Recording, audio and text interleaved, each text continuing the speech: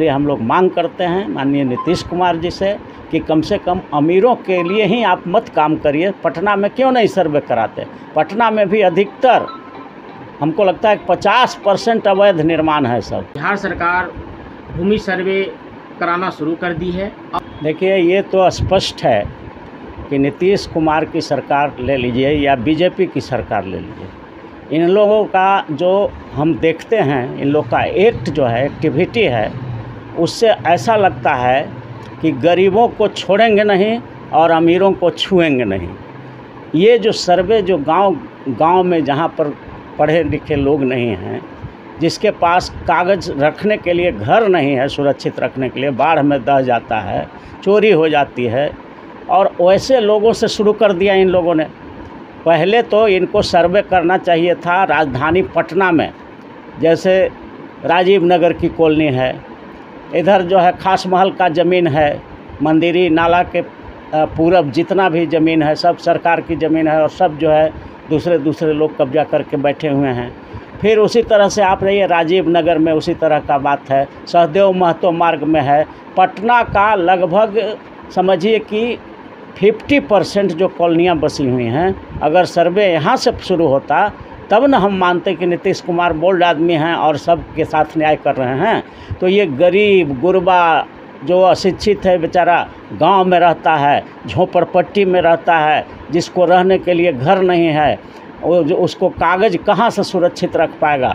तो बहुत सारे अब भी 80% लोग जो हैं गांव में, उनके पास कागजात नहीं हैं, वो फार्म भरने में भी असमर्थ हैं। तो ऐसी परिस्थिति में जो ये गरीबों को जो परेशान किया जा रहा है बिहार में, ये हमको लगता है कि नीतीश कुमार के लिए ताबूत में किल हो जाएगा, और अगला जो चुनाव होगा उसमें बुरा भारी इनको नेगेटिव परिणाम भुगतना पड़ सकता है, क्योंकि एक आदमी परेशान हो गया है गांव में। और दूसरी तरफ भू माफिया भी है, जो तरह तरह के हथकंडे अपना करके किसी का ज़मीन किसी से रजिस्ट्री करा ले रहा है, जमाबंदी करवा ले रहा है पैसे के बल पर। तो इस तरह के माहौल में ये सर्वे किया जाना, हमको लगता है कि पूरे बिहार के जो 14 करोड़ गरीब जनता जो इसमें हैं, 13 करोड़, उन सबको बहुत भारी परेशानी में डाला जा रहा है। गलती हुई है अंचल कार्यालय से, और जिसका खामियाजा आम जनता।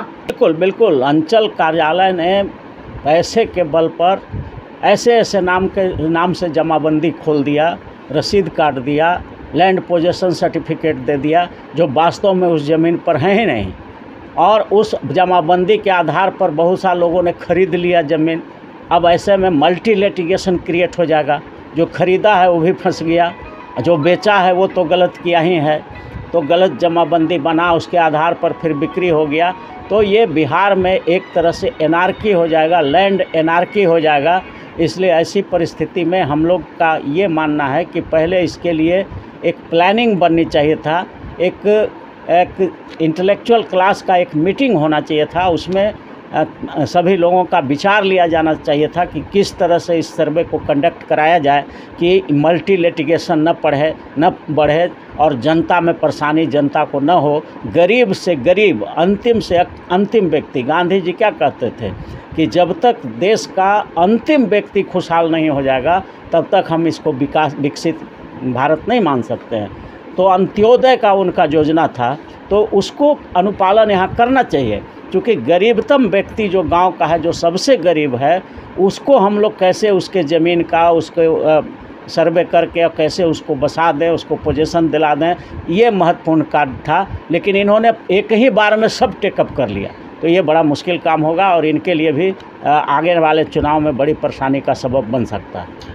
अंचलाधिकारी जो दोषी पाए जाते हैं तो उनको बर्खास्ती क्यों नहीं, उनकी ज़मीन कब्जा क्यों नहीं, उनको ज़मीन को नीलाम क्यों नहीं किया जाता है, ऐसा भी जनता सवाल खड़ा कर रही है। बिल्कुल, ये कहे न कि जनता को परेशान करना ये कहीं से भी उचित नहीं है। जो सीओ, बीडीओ या जो भी लोग जो कंसर्न लैंड से संबंधित अफसर हैं, अगर उनका डिस्प्रपोर्शनेट प्रॉपर्टी पाया जाता है तो एक अभियान चलाना चाहिए था राज्य सरकार को कि जितने भी सीओ हैं, जितने भी डीडीसी हैं, जो ज़मीन से संबंधित मामलों को देखते हैं, उन लोगों का प्रॉपर्टी का सबसे पहले एक सर्वे होना चाहिए कि किस डीएम के पास कितना है, किस डीडीसी के पास कितना है, किस एलआरडीसी के पास कितना है, कौन सीओ के पास कितना है, ये एक अभियान चलाया जाना चाहिए और उसके बाद उनके प्रॉपर्टी की जांच होनी चाहिए, क्योंकि लैंड का डिस्प्यूट पैदा करने वाले यही लोग हैं।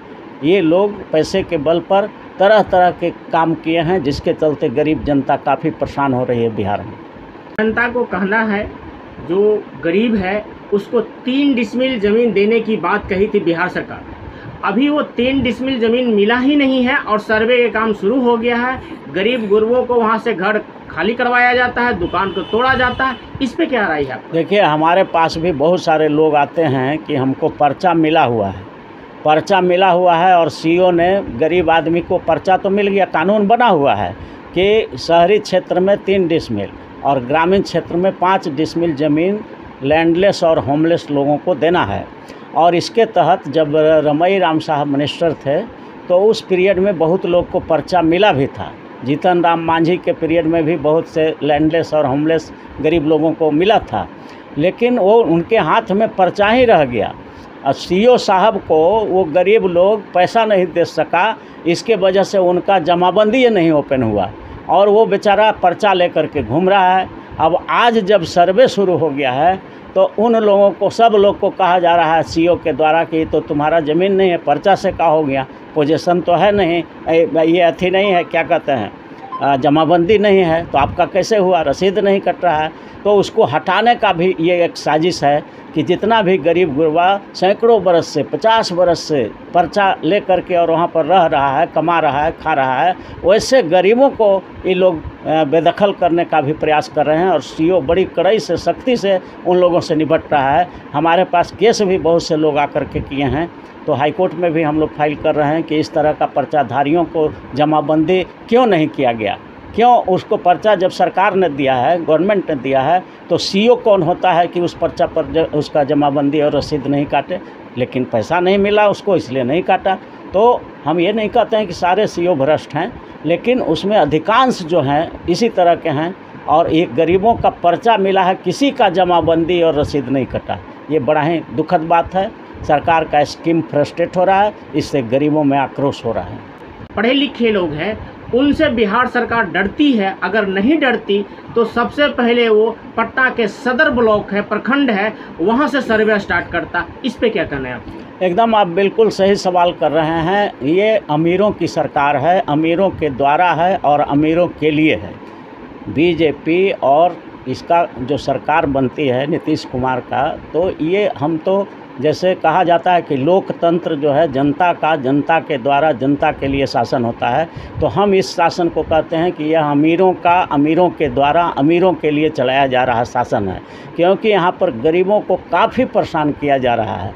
अब जो देखिए गांव में जिसको 3 डिसमिल ज़मीन या 5 डिसमिल मिल गया है पर्चा, उसको आज तक जमाबंदी नहीं हुआ, उसका रसीद नहीं कटा, पोजीशन सर्टिफिकेट नहीं मिला, तो ये क्या कहिएगा?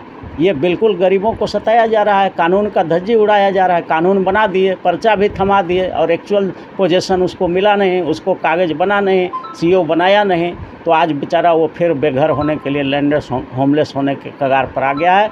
इसलिए हम लोग मांग करते हैं माननीय नीतीश कुमार जी से कि कम से कम अमीरों के लिए ही आप मत काम करिए। पटना में क्यों नहीं सर्वे कराते? पटना में भी अधिकतर हमको लगता है 50% अवैध निर्माण है सब, लेकिन पटना में ये सर्वे नहीं कराएंगे क्योंकि यहाँ अमीर लोग रहते हैं। हो सके उन्हीं के कुछ मंत्री, विधायक, कुछ अफसर बड़े बड़े, वो सब का इस अथी में आ जाएं, घेरा में। इसलिए पटना का सर्वे नहीं शुरू हुआ, गांव से शुरू हुआ, जहाँ गरीब गुरबा, जहाँ बेजुबान लोग रहते हैं, तो वॉइसलेस लोगों पर सबसे पहले हमला होता है।